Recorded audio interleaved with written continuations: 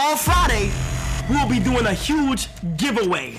I was putting a lot of energy into just being on everybody's platform, right. And I wasn't building out nothing for me. Goodwill is great, but when you talk business, there's got to be a plan. I never want to give nobody the power to cut my voice off, right, and talk to my people. Now he has full control of where his community goes. Everybody for themselves. There's a war out there, man. The fact that thousands of people came out, it just shows that we're just in an era of the influencers. What's poppin', what's poppin', what's poppin'? Welcome, Nicky and Moose. I'm Nicky, that's Moose. What's up, Moose? What up, y'all? And on this episode, we're gonna be talking about which social media influencer created a riot in New York and why. There's a new social shopping app that is supposed to give exposure to Black businesses. What is it and who's in charge? When is it time for you to create your own platform? We're going to talk about that. When is it time to take your brand global? And then what is the real reason why you haven't taken your personal brand serious? Moose, how are we feeling about this episode? Yeah, this is a good balance between both brand and business, but the global brand part, I'm excited for that. Let's get into this intro. Two kids from Queens, cut from a different cloth. Now joining forces, helping you to elevate your personal brand. Yeah, I'm talking about Nicky and Moose, bringing you a never before seen perspective into the mindset, the mentality, the behaviors, the driving force, but more importantly, the stories behind the people and brands that you know and love the most. And of course, you know this episode is powered by Ecamm Live, the #1 all-in-one streaming platform that not only allows you to stream on all social media platforms, that includes Facebook, Instagram, YouTube, LinkedIn, any of the social media platforms, but it's also amazing for a pre-recorded standpoint, like this podcast. So if you have courses, if you have a podcast, if you have any type of training, this is going to allow you to do high-level production like you have your own show, like you have your own studio, from transitions to video isolation, audio isolation, you name it, it could do it. And we're giving it away for free for 14 days. If you just go to www.nickyandmoose.com/ecamm, that's ECAMM, for that 14-day trial. Hello. Shout out Moose, to how we feeling? Man, feeling pretty good. It feels good to be back home after a long week on the road, that's for sure. It was the first time I've ever done that, where I slept home, or I slept in my own bed 2 nights, and I went to 3 different cities throughout the week. So that was a lot. I haven't done that kind of travel. I don't even think pre-pandemic. I said something like, I haven't done it since the pandemic, but I don't even think pre-pandemic I did that kind of travel. So that was a little much. So it's nice to be home. So yeah, okay. I feel good though. Okay. Yeah, excited to record, that's for sure. That's good. The family's good. Everybody's great. Yeah, man, that's the best part for sure. That's good. Did they travel with you, or did they stay? For 2 of the 3 they came. Yeah, 2 of the 3. Yeah, we got like this rule. If a trip is gonna be more than 72 hours, then the fam gotta go. So anything under 72, it's like, all right, it's questionable unless it's necessary, but it's not mandatory. Anything past 72 though, it's like, nah, gotta go. You gotta pack it up. So yeah. So it's good. So how many cities or countries is she going to have by the end of August? I think she gotta be close to 10. I mean, she's traveled to Egypt, Florida, Virginia, Texas. I think that might be it. So we got like 4 so far. Wow. We actually have one booked for December. No, not December, November, that I can't share just yet. But that's going. If you were going to say the end of the year, I think we would be a little further out. But she's done a lot of traveling, that's for sure. For 4 months, she's been on a lot of planes. I got to give her that. That's crazy. Yeah. Shout out to her. Shout out to the whole family. For me, first stop of the Wall Street Trapper tour, the recession tour happened. My birthday happened. It's a lot that happened in this past week. Shout out to Trap. First stop was Atlanta. Like over 700 people were there. Wow. It's a definitely, if anybody can make it, it's definitely a really dope show. It's not even just sit and learn, like, and that's it. There's interactive situation. There's different segments. He went 4 hours straight. Like, I think he really wanted to prove that though there's these other events that, have all these different speakers and that whole nine, he literally can pack a house by himself, do a whole event by himself. And it's actually really amazing to see. He has his whole set. He has the TVs in the back. Production is amazing. Shout out to his whole team. Yeah, it's really, really dope. So Shout out to Trap. We're going Houston, New Orleans, LA, I believe Dallas, and Philly, from what I can remember. So if you are in those cities, go check it out. I'll be there. I'll be there working. I kind of like, you'll see me, and then I roll out, and then you see me again, then I roll out. Kind of like this little person that just pops up once in a while. It's really dope. You know what I mean? In the pocket. Yeah. Yeah. In the pocket. So, shout out to Trap. But the What's Poppin' section, or segment, however you want to call this, is sponsored by Deeper Than the Brand, the #1 content branding community that shows you how to confidently and authentically build a brand, grow a social media presence, and build digital wealth. Go to deeperthanthebrand.com. Now, did you hear what happened to Cenat? If y'all don't know who Cenat is, he is a social media influencer, mainly known for streaming on Twitch, probably has over 2 million followers over there. And on Twitch, he announced that he was going to do a huge giveaway of some PS5s. On Friday, we'll be doing a huge giveaway At Union Square in New York. And I think he underestimated what was going to happen. So he announced it, and thousands of people showed up to Union Square. And as they showed up and the time kind of passed, they started getting irritated. Then it turned into a riot, right? Where Cenat did get arrested and will possibly get charged for initiating riots and things like that. Now, the reason why I'm bringing it up here is because, one, the power of influence. This is just a guy who plays video games, who does reaction videos, and kind of gets you guys inside of his life. We've covered him a few times on this podcast. And the fact that thousands of people are coming out in New York, just New York alone, that this isn't thousands that was already planned, right? They didn't fly in or anything like that, or maybe some did, like same day flight, whatever. But just because he said on Twitch, yo, we're going to do a giveaway, the fact that thousands of people came out, it just shows that we're just in an era of the influencers.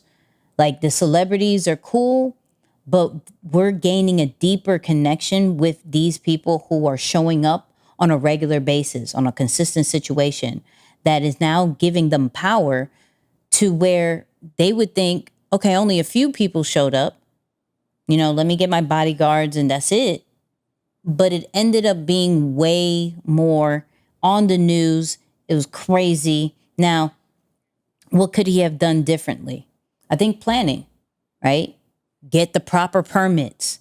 Make sure, police is on standby and not necessarily figuring it out because the post went viral, right?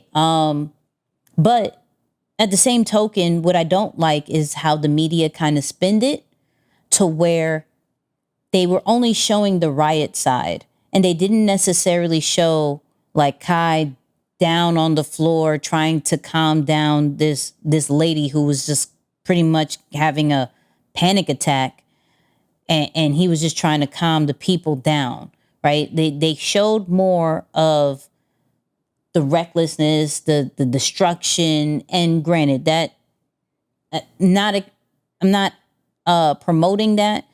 It's not acceptable by any means, but I think we focus too much on the bad side, and that's the media side of things. But the fact that I believe he's only 21, he's in his 20s, being able to bring a group of people together, you got to give him, you can't just make him look in a negative light. Now, granted, did he break rules? Yes. Did things get damaged? Yes. Did people get hurt? Yes. Let's just learn from these situations. Let's get the proper permits. Let's get the proper planning, even for his sake, for him and his crew. Were they really safe? Could it have went worse? And it probably could have, but that's what happened with Kai. I hope things clear out. I hope those people who were hurt are better or in the recovery stages. And for anybody listening, please do not devalue your influence. Please do not devalue how important you are to your community and to your audience, because we may think that only a few people may show up. Maybe because we have a fear that maybe no one would show up. But as we grow as brands, we have to properly plan, just in case. You could be right, you could be wrong, but the just in case, for the sake of yourself and for the sake of your audience and your community, should be done. So that's what happened on my side. What's poppin'? Well, hey, stepping into the business side, I want to bring light to a really cool concept that just launched on August 1st. The founder behind this is actually a female by the name of Jordan Weaver. She is the founder of Forefront ATL. Now, super cool, right? This is a social shopping app that is designed to allow Black brands to get discovered. And so they have put together, combined both tech and social media together, focused to bring the Black dollar forward by bringing this experience together. So it still holds a lot of the same functions and features of a social media app, except it doesn't have the algorithm. You can follow your favorite influencers as well as your favorite brands and stay up to date on what they're sharing or what they're shopping. And for every unique person that uses your link, you're able to earn a 10% commission on the products that you sell. And so this is a really cool concept because not only is it bringing more attention and power to help Black brands become global brands, it's also helping influencers and other creators to earn another stream of revenue. So we've seen this happen with people who've created their Amazon shopping pages. And we've talked about the whole idea behind affiliate marketing here. So I love this well-rounded concept that brings it all together. So this idea started in 2020 after the George Floyd situation, and you can see that it's been in the works for a couple of years before officially launching August 1st. So really, really cool concept. I think this is where we step up as a community and support someone who's doing something about and for the community. You know, there's always dialogue around no one is doing anything. Well, here's someone who is. And I came across, this story today, and I looked into it and saw some of the things that she had to go through to put this thing together. And I said, nah, you gotta show love to someone who's doing that. So Black female putting it on for other Black brands. Yeah, y'all go show love. So make sure you check out Forefront app. Just launched. They are on site too, so you can, search them on web as well. So yeah, check it out. And for those of you who are creators and influencers, you have Amazon pages, you can now use this as another way to add some revenue to your pocket. So there it is. Hey. Sounds pretty dope. That sounds all the way good. Yeah. Let's talk about the creator of the week. Now, I ain't gonna hold you. I really love this page. Okay. This makes me laugh almost every single time his content comes out. And the person that I'm talking about, or the account that I'm talking about, is Ecamm Official. When I tell you this is food humor at the best, he does like the best plates, turns it into a battle. He dissects what is inside the plate, gives that kind of like New York vibe situation.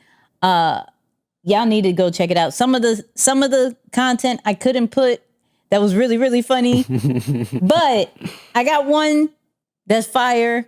So let's listen and watch. So first of all, top right, we got the Tower of Love, a quadruple bunk bed, if you will, huh? We got the mashed potatoes for the base, asparagus for the half diet. I'm not gonna hold you, Simone.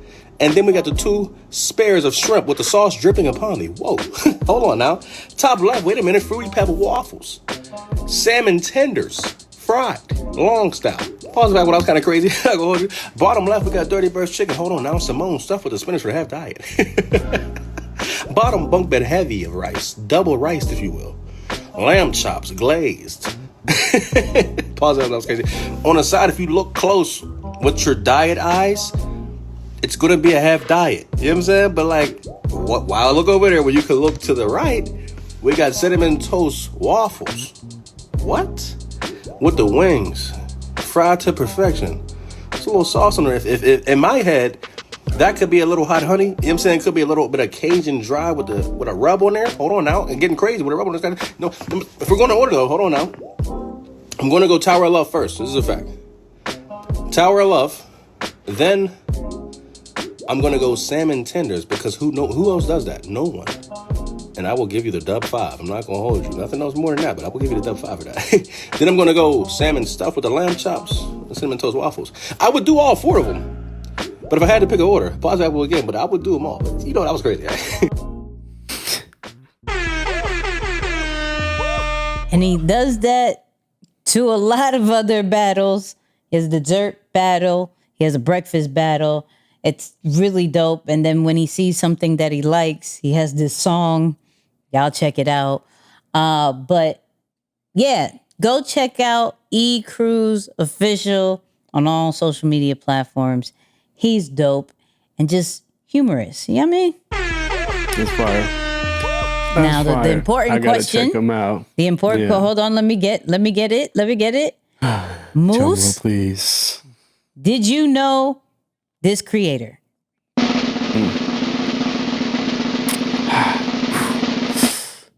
Keep y'all guessing. I did not. I can't even lie. I did not. Hey, hold on. We got another Wait, one. No. We got another. I said I did not. Yeah, I know. The whole point is to make sure that. Oh, that I don't You know. don't know. Okay. Cool. I was expecting No, the we're womp not womp. celebrating when you know. We're not. Yeah. Okay. All right. Cool. Dang. We're trying to expose you to the people. We're trying to expose you. I love it. Yeah. No, it's not. Okay, I'm with the vibes. Yeah, we're trying to expose you to new people. More exposure is always a good thing. Yeah. No, I'm with that. Yeah, if we expose it to the audience, cool. But if I expose you to a new creator, that's great. You feel me? Fair enough. That's Fair great. enough. But let's get into this blueprint section because we have a lot to talk about, right? So, back in episode 66, we had an amazing social media influencer named Wall Street Trapper. All right, he is known for speaking to the Black and brown community about the stock market. Now, back when he was on our episode, he was talking about the beginning of his network, Wall Street Looks Like Us Now network. And it was just in the beginning stages. Now he has pretty much over 2 million views on his YouTube channel for that network.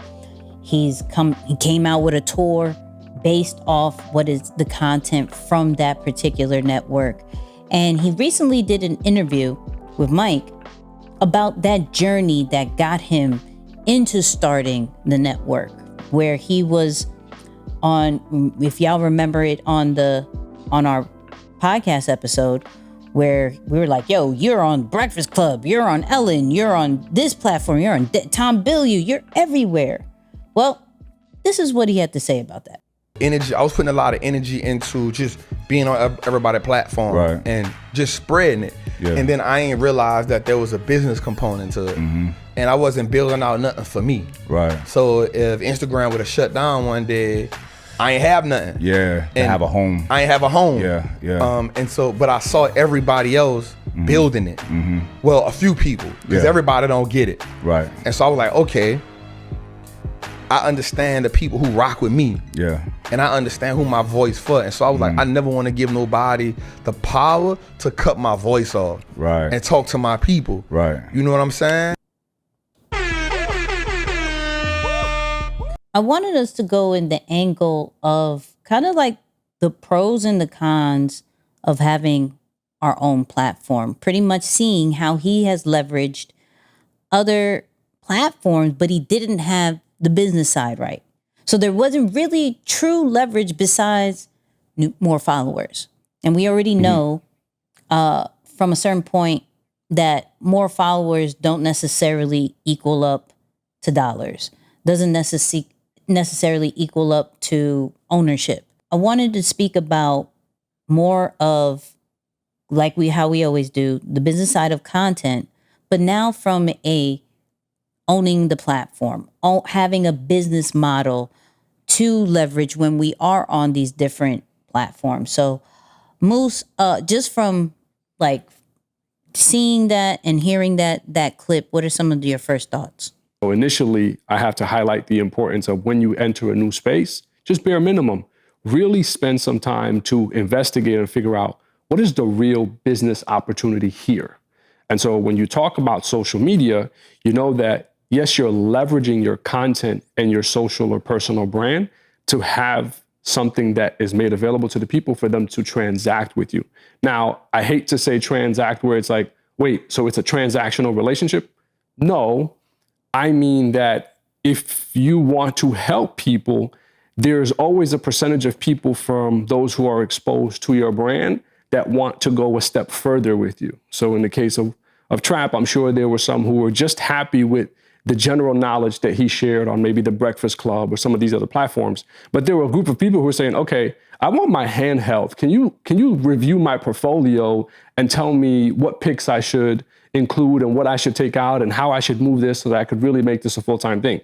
And so when you don't give those people the opportunity to enter your ecosystem, I think those are some of the shortages. So just to keep it plain and simple, at least on this first go round, I have to put emphasis on that. Understand the true business opportunity of how money is made within that space. And then second, know that typically, at least on the online space, you want to have something available. So if you notice, even certain big name influencers or speakers, especially those who have just launched a book, they do that podcast tour or they do that podcast run where they're going out and the book is right next to them. I'm like, oh yeah, I just put out this, so tell us about this new book. And it's a great way, right, to bring traffic. So there's something that you want the people to see and not just goodwill. Goodwill is great. And I think Trap still has a lot to gain from doing it just on goodwill. But when you talk business, there's got to be a plan. So I actually got a question for you that you set it up like that. So for you personally, like when you are working with certain brands, when you're working even from maybe just building out the content side, are you thinking more of, okay, what is the business model of this more than before? Or is it still like, I'm still trying to get my footing as far as exposure? Because I do believe when, with Trap, I think there's different stages that we all go through. I think the brand awareness, the exposure stage, regardless if you have anything or not, is always going to be first, right? So we're just getting our feet wet. We're trying to see what to do. We're getting on these social media platforms. We're recreating different channels. We're trying to collaborate with other people, get on people's platforms and see what it is. But I think if we were given the information sooner, we could possibly do it a little bit different, where brand awareness and the business model works hands in hand, rather than, okay, I need to have a brand. Let's go. Let me just get out there and I'll figure it out. So for you, have you always thought about the business model and maybe that's why it stopped you from certain things? Or is it now like intentional, like, yo, exposure is great. Working with you is great. Yeah. It's amazing. But like, let's figure out this business model. Oh yeah, no, I definitely have not always taught this way. I'm talking from experience of someone who's made some mistakes. I'm talking from some mistakes made that we often have this, and I think it's something that you said at one point too, that we're happy just to be given the opportunity. Mm-hmm. And so you celebrate that as the business. Like, yo, look how much money I'm making. I've been given an opportunity. Right. And then you grow through it and you find out what is really happening from a business standpoint. And you recognize that while you're grateful for the opportunity to sit on a platform or be exposed to a unique opportunity, you're not getting your fair share from what you're contributing. Mm-hmm. And so I think that's where it helps to do exactly what you said, which is so critical that you broke it down that way. Get the knowledge and then build around the exposure and the awareness, because at least you're walking into it with some level of understanding, how is money made in this space? Mm-hmm. And I think that's the unique thing. So you don't get taken advantage of and you don't realize I think and I don't want to put words in Trap's mouth, but I think what ends up happening is you do things with good intentions when you do it that way, and you realize that other people may have not necessarily had similar intentions. They were like, oh, this is an opportunity to make some money off of somebody who's giving away some really good free information. So come on in. And so I get it. You know, again, you have the numbers, you have the power, so you make it work that way. But not everyone has such pure-hearted intentions to match that approach. So yeah, I haven't started that way, but definitely now I have that understanding of, okay, I know that there's unique and different ways in which money is made in certain industries, and it helps to know, because when you move accordingly, people on the receiving end, once they know that you know, they typically, things work themselves out a lot better that way. I definitely never led with money, or like, I'm not super business savvy per se, right? But I think in the past couple of years, I've really put emphasis on realizing that content is a business in itself. And I think it was hard to understand before because there wasn't so many examples like there are now. So like if we look at Trap, just from outside looking in, right? You break down what he has created from now that he has his own studio, right? From the studio standpoint, he's housing all his content, but as well as he could possibly rent out that space for other events and other content creators. So that's kind of a different business model right there. If you look at it, he has the Patreon, right? You look at it, he has courses, he has merch, he has digital products like ebooks, he has the community. Of course, like I said earlier, he has over 2 million views from YouTube alone, that now we're talking about AdSense.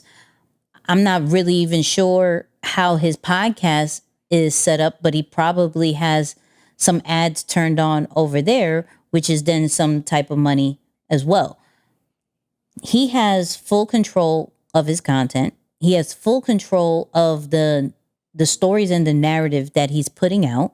Not to say that, or I don't even know, the platforms that he was on before, they may have edited certain things out that on his actual, podcast, on his actual network, he could say his full story, right? On this tour, he's saying his full story, taking what was happening from the network to now turning it into a tour and hitting different cities and different, and these are not small venues. These are like Live Nation event, like venues. Like these are heavy duty. I look at kind of the pros and cons of having a platform, because he did that, even though there wasn't necessarily a business model in the beginning. The exposure that he had built up a community, a loyal community, that when he finally did have certain things in place, they followed along with it, right? That's why I don't necessarily see anything wrong with, if you lead with exposure first, if you lead with getting the brand awareness first, it's not necessarily all the way bad. Now, there is a part that is a little bit bad, where there are some that are just ready to go, meaning they're like, okay, I like you. Where am I going next? I have my credit card. Hello. Your information's great. Your entertainment's great. Your motivation's great. Cool. Yeah. I want more. Let me get more. And so he may have lost, and this is for anybody too, we may have lost certain people because there wasn't a next step, right? And so they went to another person for a next step. Yeah. But now that he has this all in place, now he has full control of where his community goes. Because before, his community was going to all these different platforms. They were also being exposed to all these different platforms, and they may have stayed because another influencer, maybe after, provided a solution that Trap didn't necessarily do. Or for any of us, you think of, okay, I'm getting on these different podcasts, I'm getting on these different stages, I'm doing different lives, getting on these different channels. Here is where, am I really leading them to something? And I know me personally has been multiple times where I didn't, right? I was like so focused on the giving away the content, like they could just come to the Instagram and they could just stay there. And then what? What next? So here is where, okay, let's look at this. If we're getting it from social media, how am I at least getting them off social media? Okay, boom. Let me at least bare minimum now start a newsletter. I even started a newsletter late in the game, right? Content Corner newsletter. Shout out to those people who are on that, right? But I started a newsletter late in the game, but I realized for example, with Threads, here's another platform that I'm just gaining more followers. And where am I taking them to? Yes, do I have a community? Absolutely. Do I have different programs? Absolutely. But with new platforms, you're going to be exposed. People are going to be exposed of you from a new level. So what is that new free thing besides your content? And that's going to be, for me or for you, a newsletter, right? It could be the podcast. It could be other things, a YouTube series, whatever it is. But for me, I wanted to own, what are we doing to own the audience? So that's the newsletter. Nicky and Moose has a newsletter. Shout out to over like 1,000 people that's on our newsletter. That's step one. Two, what is next? What are we taking them? You think about it like a value ladder, right?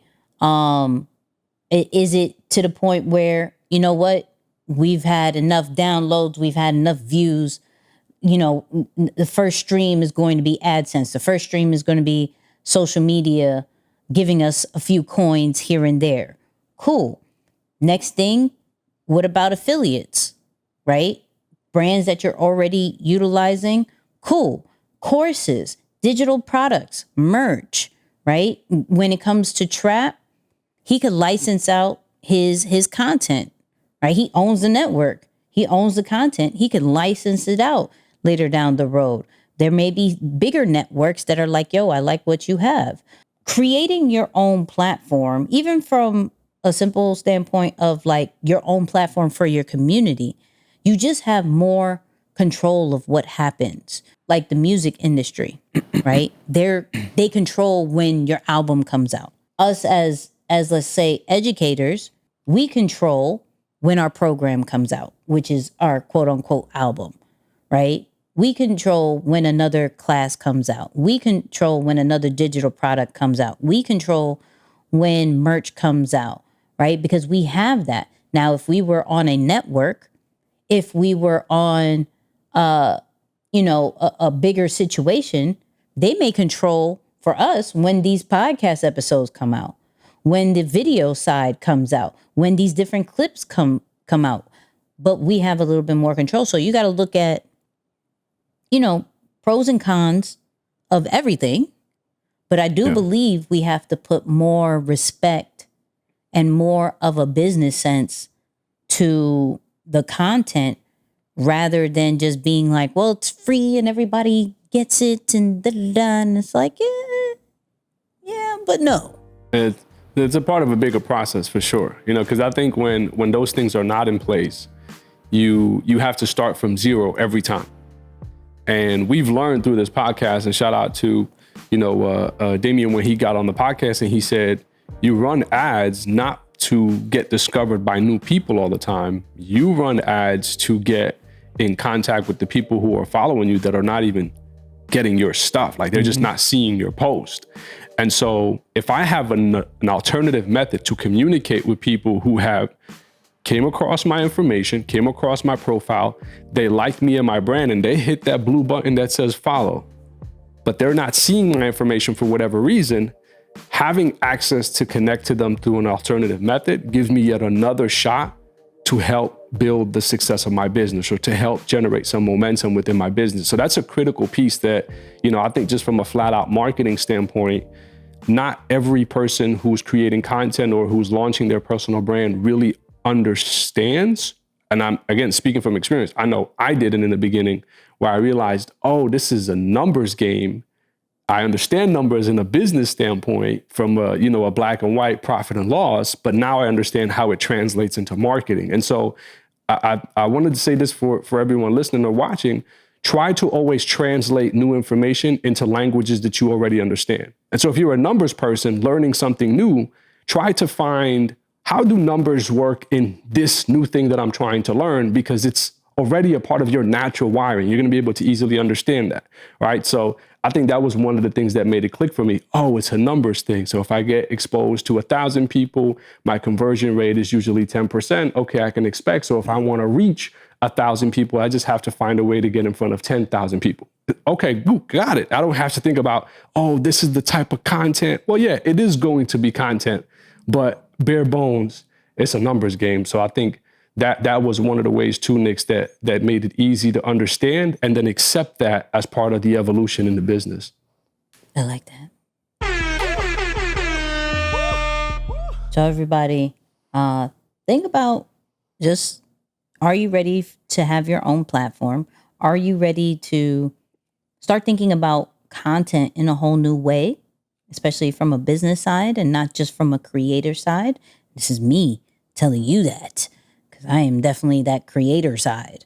But now putting a little bit more respect to, the business side, and even me in the process of doing that with Deeper Than the Brand, still is an ongoing process. I think anything when it comes to business, you don't always get it all the way right, especially when you go with the, just create it and fix it on the way. I hate that. I wish I never listened to that situation. Whoever was the first person who said that just makes life harder, and it's not even necessary. But hey, we live and we learn. Live and we learn.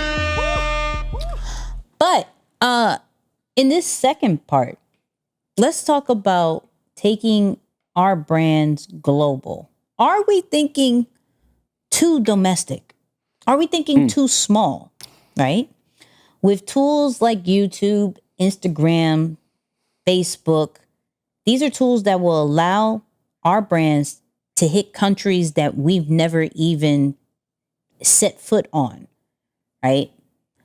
But when we talk about our brand, do we get too excited or devalue our brand and sell or settle before we even really hit that global mark? Mr. Beast's manager, Reed, last name, not even going to try. I'm not going to hold you, right? Recently did an interview on My First Million podcast, which is a really good podcast, by the way. Extremely good. Y'all better go check that out, right? And the question of, hey, would Mr. Beast sell Feastables for a multi-million-dollar, maybe even billion-dollar situation? And this is what he said. I don't think he takes a multi-billion-dollar acquisition right now. There's just too much upside in the business right now. I'm just talking domestically. So now let's talk about just the world, right? Chocolate is popular like globally. We launched all these multi-language channels. There's really a method to the madness here. Is like, we now dub in, I think, 16 different languages, including Japanese and French and Hindi. Those are all markets for us that we're pushing into over the next like 12 to 18 months. And so the opportunity for us is just way too big to even look at an acquisition at the moment.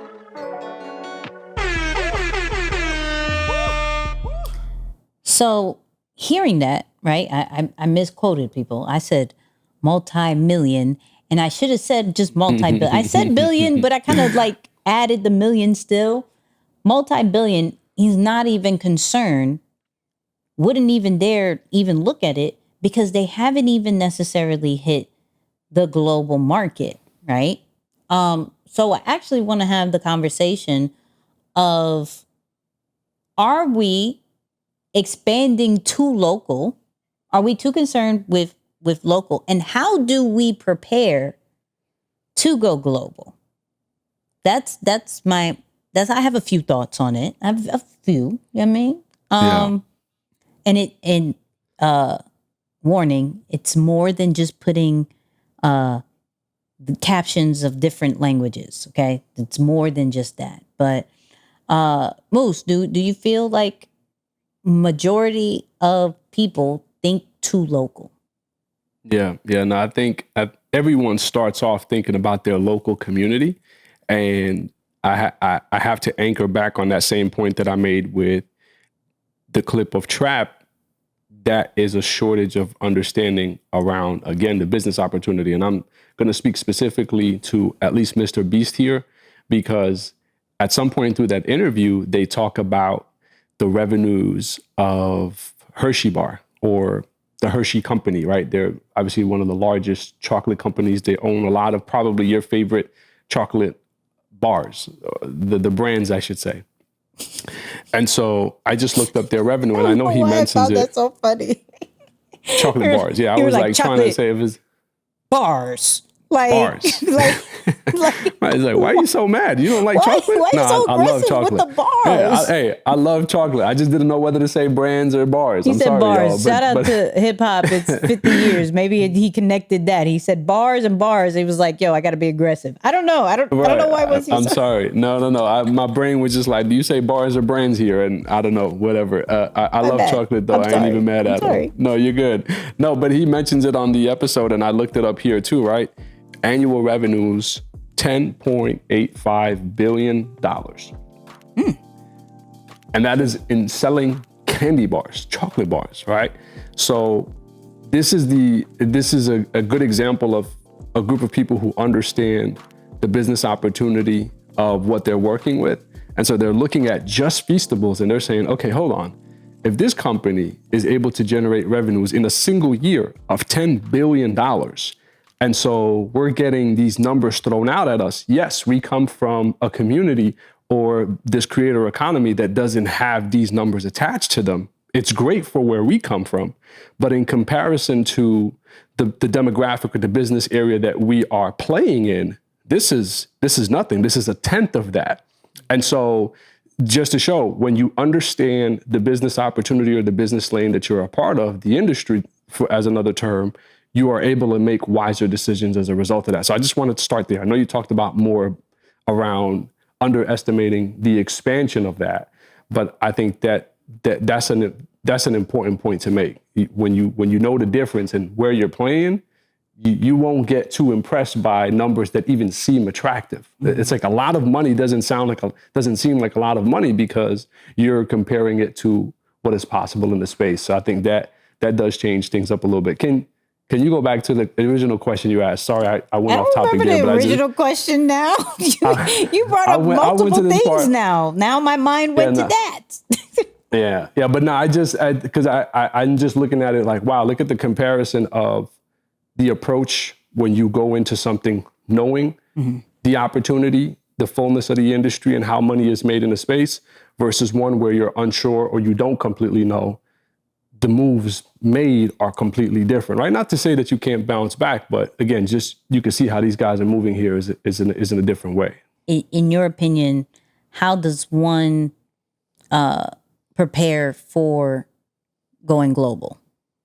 Yeah, I think when you start the company, you are thinking about how it can be, like how this will transfer into other parts of the world, right? So I've never thought about content being translated into different languages to help other people. Quite honestly, not until you brought it up and saying, oh, he has, one in Mexico. And I thought that was so awesome. I've always thought about at some point going back to my home country and delivering the information that I've acquired here or there in my native language because I speak the language. But I never thought about just right away translating to reach the demographic because that's the biggest barrier to entry. It's the language. Mm-hmm. So I think that's a great start there is prepping for, like figuring out the language piece. From a business standpoint, honestly, I've never done it, so I can't speak intelligently on how do you prepare to go global. Mm-hmm. But I often think about companies like Uber and even Instagram and how they unlocked other markets considering the laws of that country. And I never thought about it until I went to Egypt recently. And I'm looking at how things are working in that world.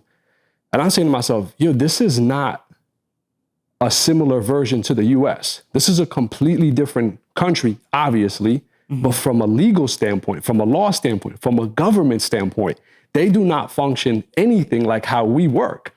And so it makes you appreciate how businesses or how brands like Airbnb and Amazon and Uber, a lot of these big brands, how they're able to expand their operations into countries like that, who the laws are different. So I hate to make it boring, but that's the first part that I immediately go to is how do your operations transfer into a different government or, a different country that operates under a different government because the rules are totally different. So that was a big lesson for me when I went. I read this book. I've mentioned it here multiple times, 22 Immutable Laws of Branding, right? And one of the things that they said is not necessarily expand from creating different products and different services. You expand by going global, right? And when we think about this, Michael B. Jordan. Michael B. Jordan is a very good example where we've covered, he was putting out this brand. It meant something, got so much backlash, and then you never heard of that brand again. There's so many different things we have to be considerate of when it comes to going global. One thing, of course, is like understanding the global market. Like what country, what place are we trying to hit? Like if you heard Mr. Beast's manager speak, he was talking about specific areas. The reason why he was talking about those areas because he has already done research, or his team had already done research of how they react to chocolate. What are the prices over there? What are the projections over there? Doing your research on those particular global markets that you want to hit and not just saying, I want to hit the world. Well, the world has a lot of countries, a lot of cultures. that you have to understand before you go, hey, I want to go and hit everybody. Cool. So you have to understand the culture. You have to understand the economy. You have to understand the social aspects of what's happening, right? These are some things you got to consider. Another thing is, are we thinking already about collaborations with influencers where we want to go to, right? If we're talking about, Puerto Rico, right? And are we finding different influencers that can help us expand the brand over there? If you look at Mr. Beast, when we talk about him doing all those different multiple languages on his channel, he got one of his favorite Japanese anime voices to do the dubbing, meaning he already collaborated with a well-known influencer, a well-known voice, so people could be like, oh my God, he's partnered with Mr. Beast. Let me pay attention, and vice versa, right? So are we being intentional with collaborations in the places that we want to be? And I say this global, but you could also turn it into a local situation as well, where it's like, oh snap, if I have to think globally of influencers, am I even doing that from a local standpoint? But that's a whole nother situation. Then of course, by you doing collaborations, maybe you're going to find some brand ambassadors, people who already know of your brand out there, that they could be your global team, which is going to go back to the global marketing research that you have to do for you to understand the culture, for you to understand the legal issues, for you to understand what's happening in the world over there, right? Because now, as much as we are engulfed when it comes to our brands about the culture and how the culture reacts to it over here or wherever you're listening to, because we are global. You know what I mean? Wherever you're listening, whatever your main country is, whatever your city, your town, whatever you want to call it, we're so engulfed with what's happening as far as culture and pleasing the audience with our brand. We have to think about that from a global aspect, but breaking it down into small countries. Okay, I want it, or even languages, right? We look at Mr. Beast. He said, okay, let's do Portuguese. Let's do Japanese. And then, of course, as they get more money, they can expand more global. When we're talking about Feastables, which is his chocolate, okay, we killed it in the US section. Now let's go to these 3 countries. Not all the countries, these 3 countries. Why? Because we're putting resources and understanding it. We're having teams that are over there. We understand the legal situation. We understand the culture. We understand the demand. Mm-hmm. So there's things that we have to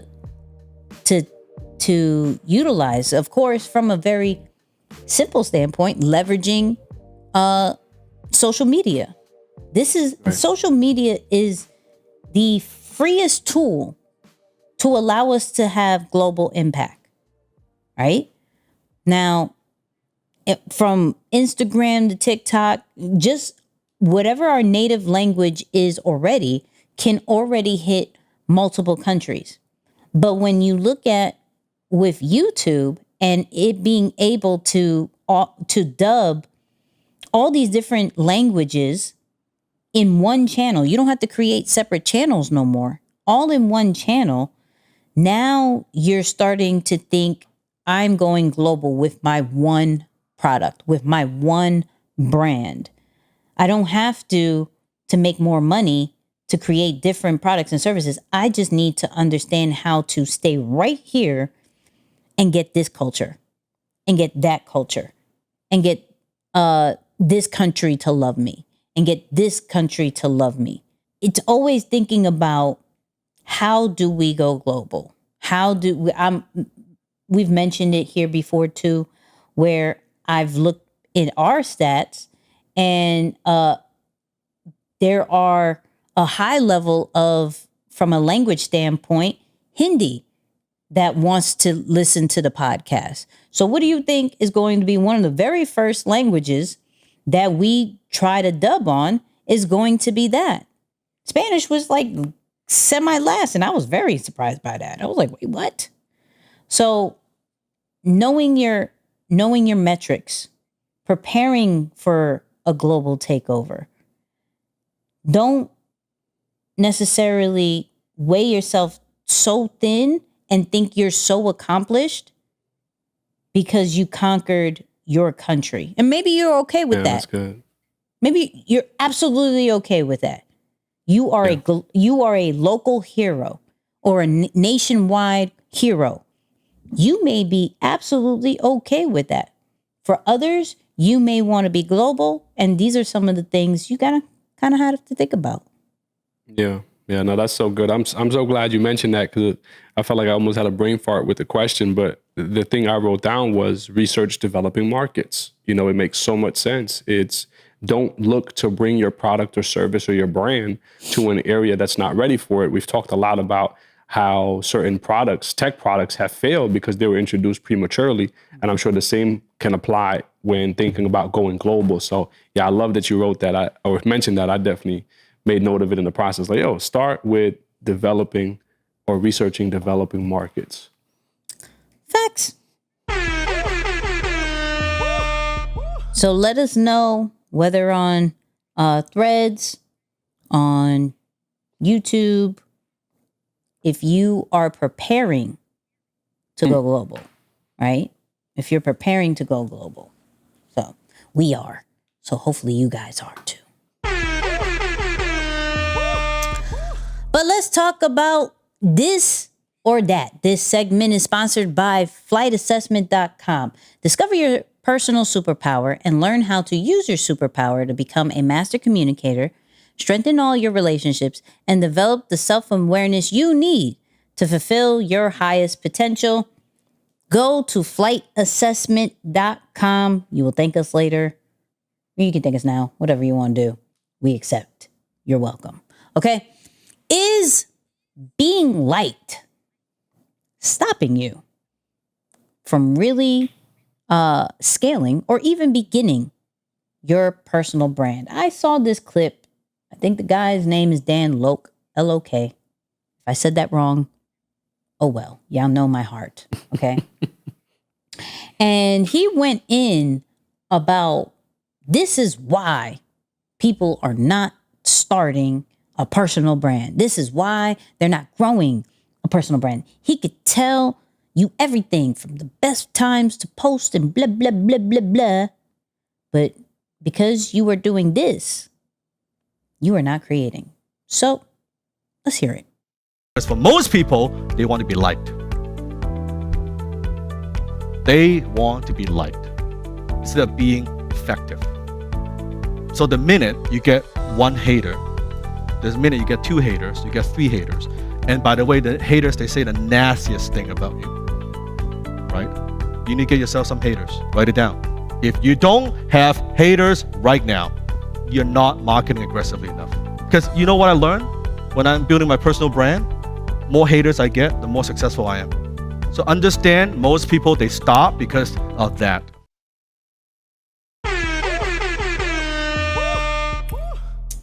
Moose, is that the reason?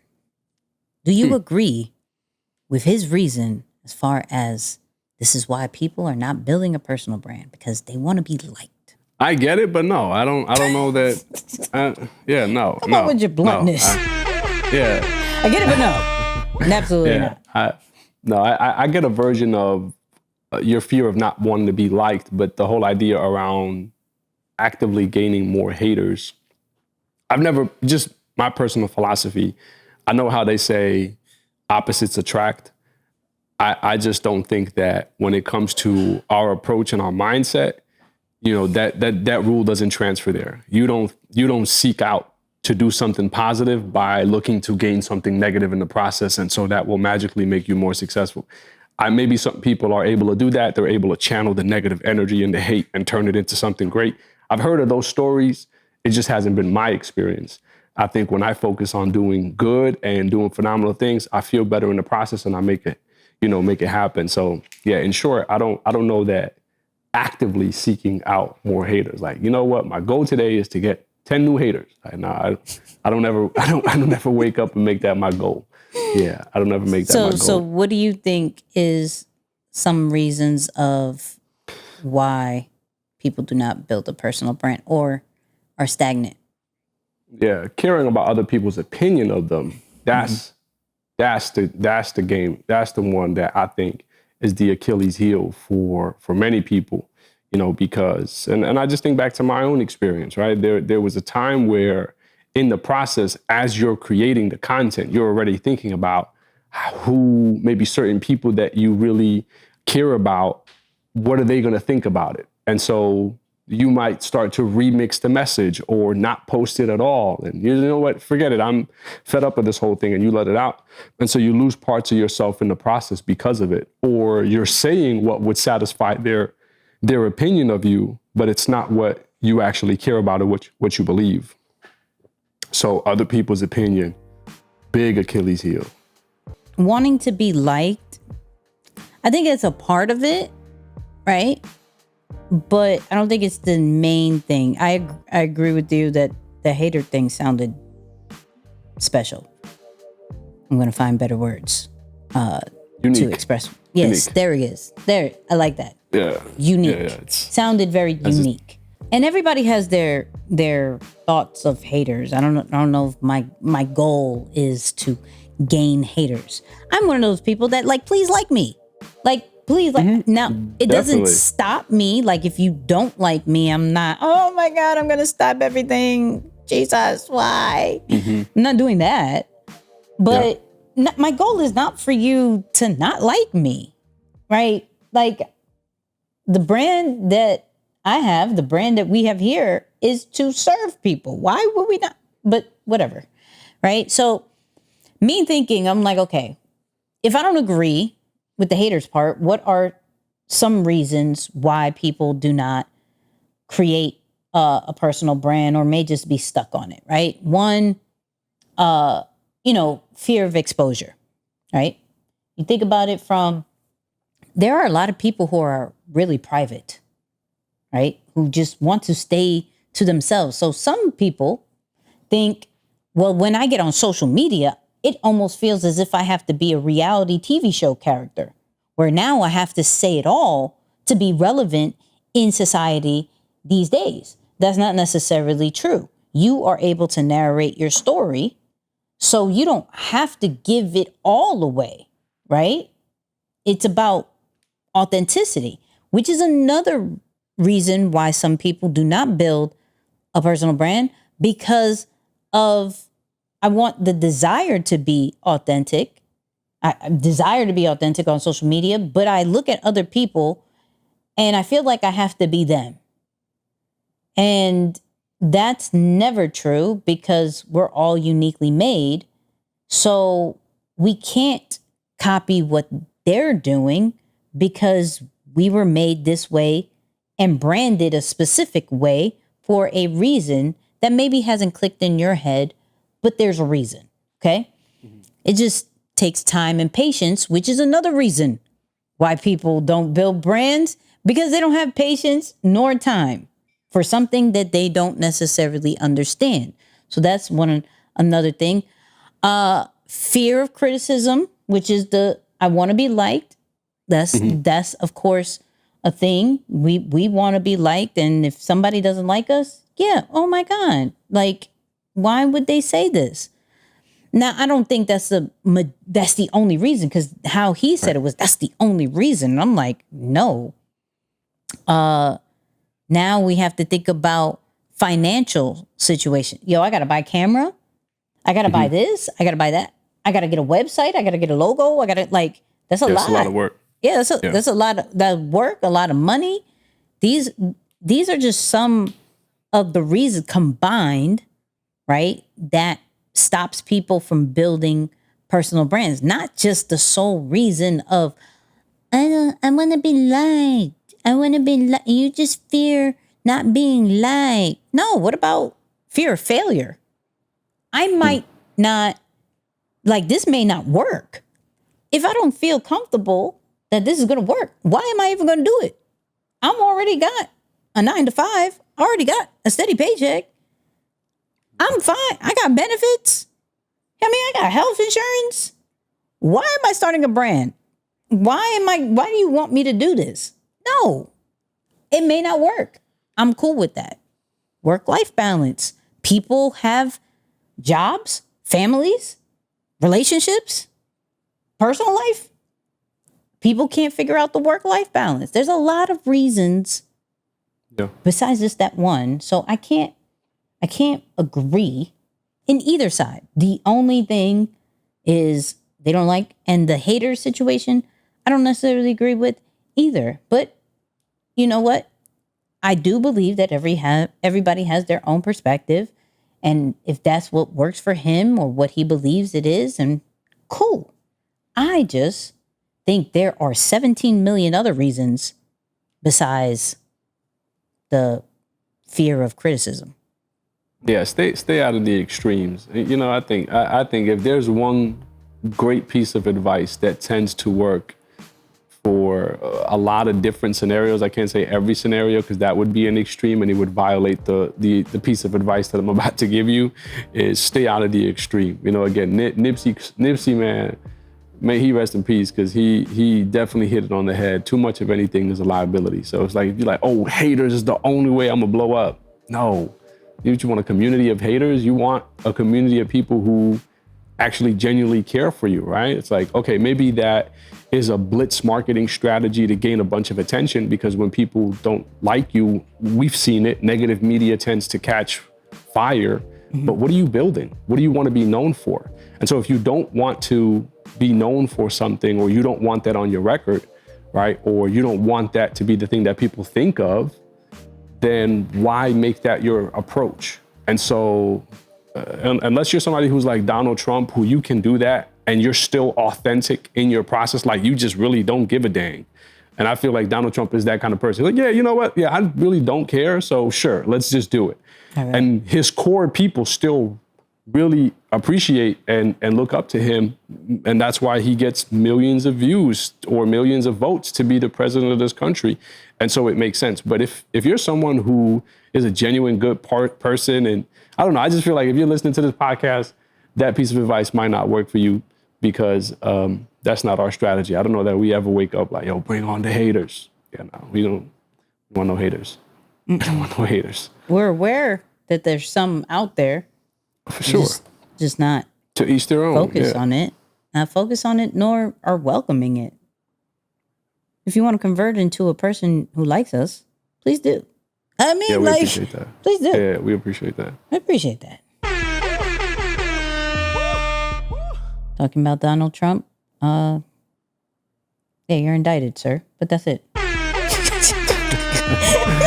That's all I know. That's all I know. Don't ask me anything else. I just know there's an indictment. Hello. But listen, this is a dope episode for those people who listen to all the way to this point. We love and appreciate you. Definitely check out Creator Ave, right? It happens every Friday, 6 a.m., right? Audio only on all podcast players, right? Follow us on social media at Nicky and Moose everywhere: YouTube, Threads, Facebook, Instagram, LinkedIn, all of that, right? And of course, check out the after show. Drops every Wednesday. So here are our thoughts, our reviews, our strategies, all on the after show. We pretty much kick it there. Get to know us a little bit better and that whole nine. But Moose, final words. Yeah, since we're talking about getting more haters and people not liking you, I gotta say, before you dedicate energy into people who don't like you, make sure that you like you, right? To be in a healthy relationship with yourself, that's a sure bet that the people that you meet are gonna naturally vibe with you. So yeah, make sure that you like you.